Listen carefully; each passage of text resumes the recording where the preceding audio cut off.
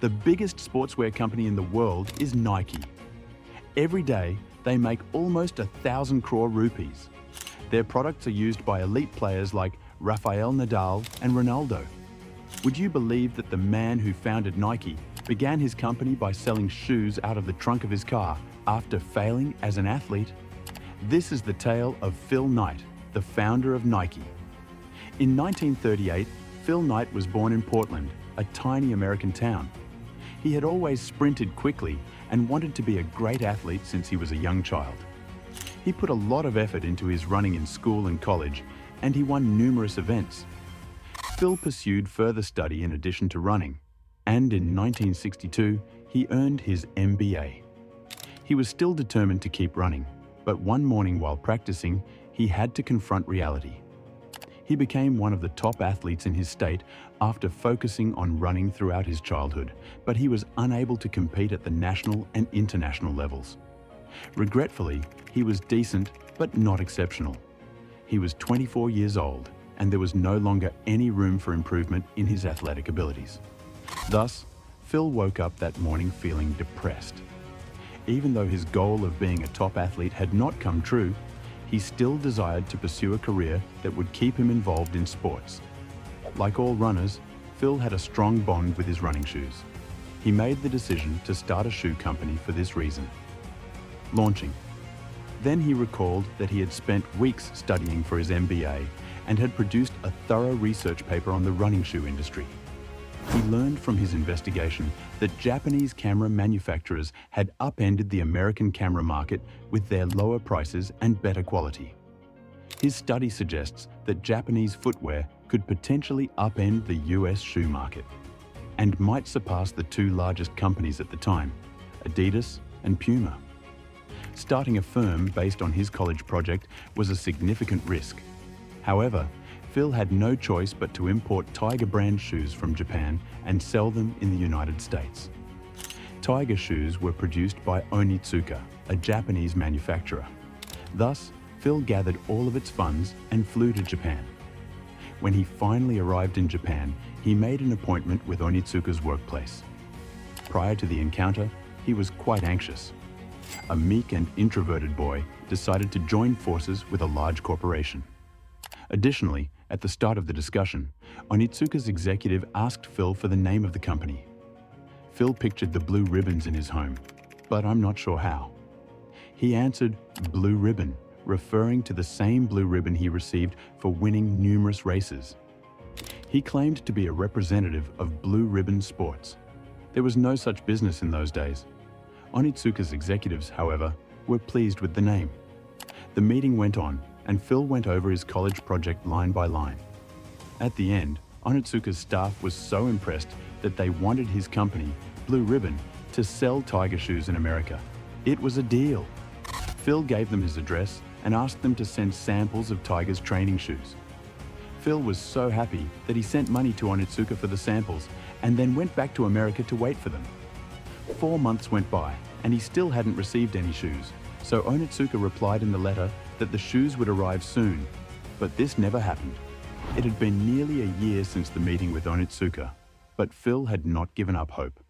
He needed a job to survive until the shoes arrived, so he accepted a position as an accountant in a short firm. By that point, Phil was on the verge of giving up when he received a notice from customs that there were 12 pairs of shoes from Japan. After collecting the shoes, Phil showed them to his college coach, Bill Bowerman, who was so taken by them that the very next day, he offered Phil a 50% partnership. Bill Bowerman had been obsessed with shoes throughout his coaching career, so Phil was taken aback by this offer. He became an expert in shoe design after years of shoe experimentation. He was totally focused on lightening the sneakers. He would frequently remove his kids' shoes without their consent, return after destroying them, and make little adjustments for a few days.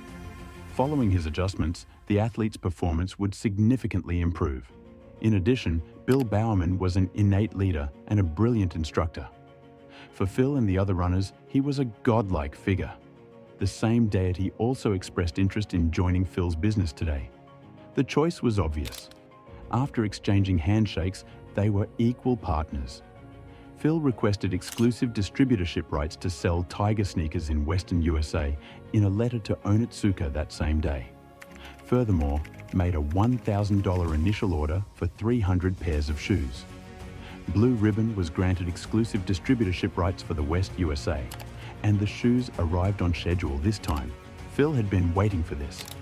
He resigned his accounting position right away in order to devote all of his attention to his firm. His parents' basement is where he kept the shoes. This was now Blue Ribbon's office. Now was the moment to sell shoes.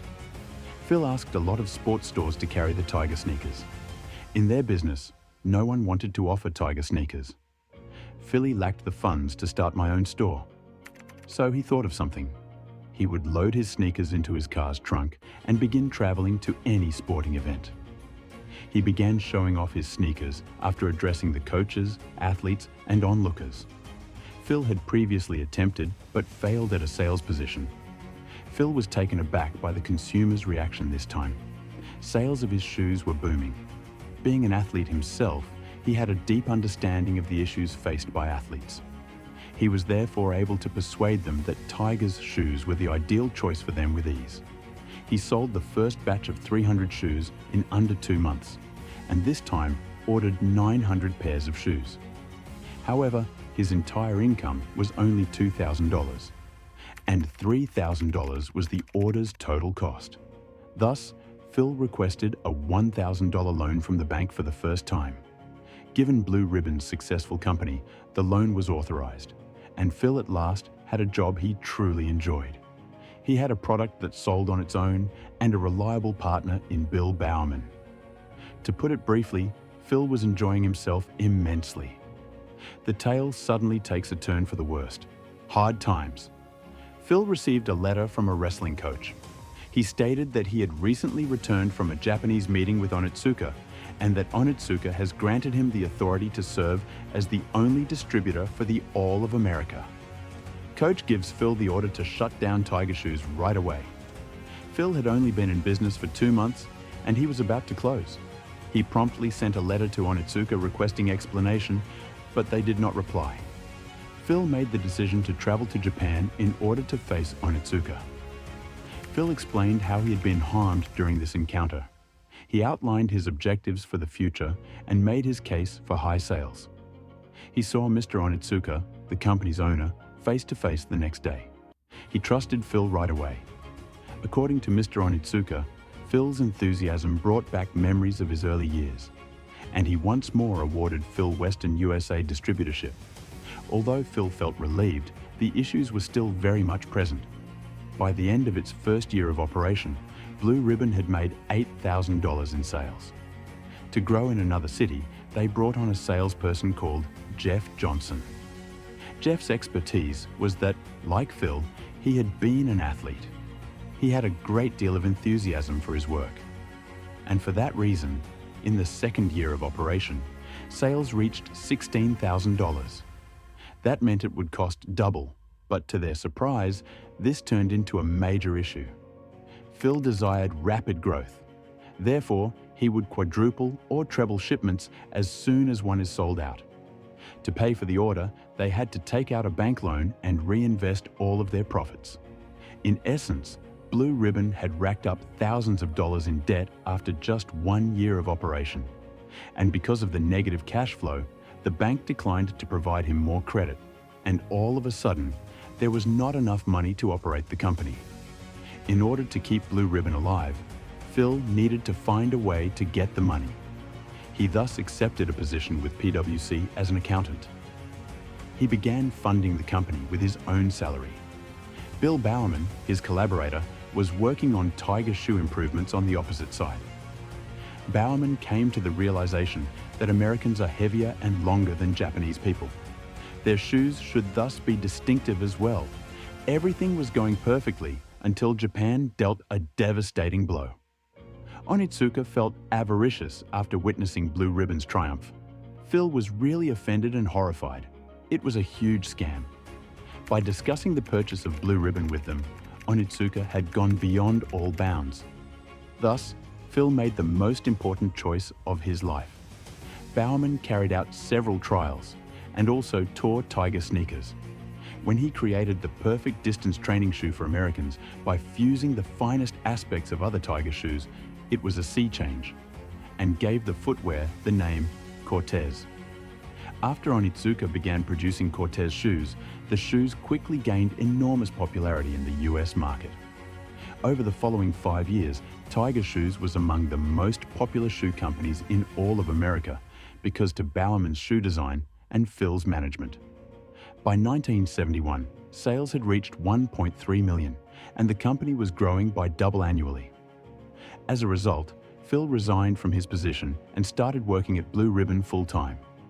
Nike's beginnings. Phil assembled his group and informed them that this was the moment they had all been anticipating. Selling someone else's brand was no longer an option. The moment has come for us to develop our own brand.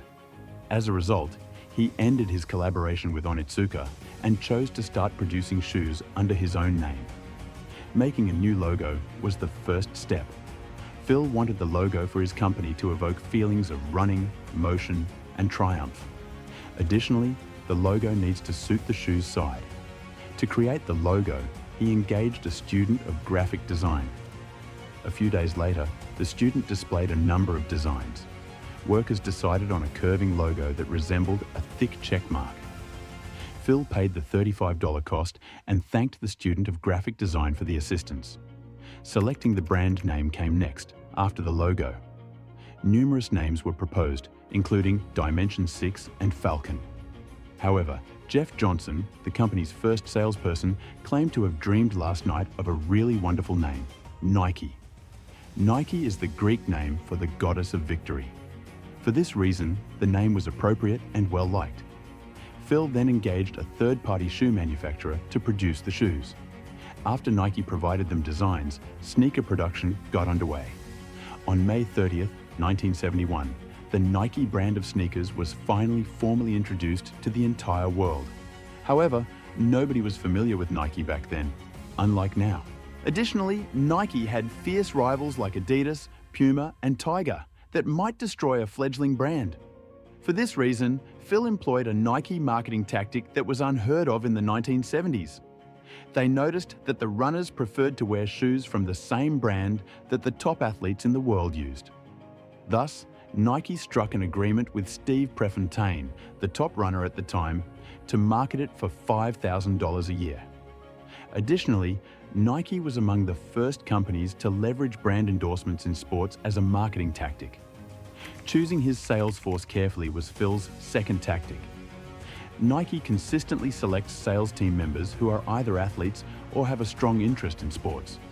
As a result, the sales staff was able to comprehend the demands and issues of its clients, who were primarily athletes, which eventually result in better sales, after-sales support, and product design quality. In addition to these two tactics, Phil expanded Nike by using Bowerman's shoe design, his knowledge, and his previous clientele. By 1980, Nike had grown to employ 2,700 people, had $270 million in sales, and, after surpassing Adidas, was the biggest sportswear firm in the United States. At last, Phil believed he had built the most powerful sports brand in the United States. However, a firm called Reebok entered the market and upended Nike. The final battle. The final battle, making it the greatest for sports, has always been Nike's top priority. They were never concerned with appearances or fashion. However, a significant shift in fashion trends and the preference for athletic shoes occurred in the 1980s. Simply having a shoe that was stronger and performed better did not satisfy people. They were looking for shoes that were both fashionable and functional. And that's exactly what Reebok delivered their customers. Customers eventually began to lose contact with Nike. For the first time, the business lost money and had to fire workers. In 1986, Reebok overtook Nike as the largest sports shoe manufacturer. Nike needed to do something extraordinary fast in order to thrive. The most crucial lesson from Phil and Nike's incredible journey is execution. In his book Shoe Dog, Phil stated, "Let everyone call your idea crazy. Just keep going. Don't even think about stopping until you get there. Nike's tagline, "Just do it," echoes this sentiment. If you enjoyed this video, I'd suggest watching this one again.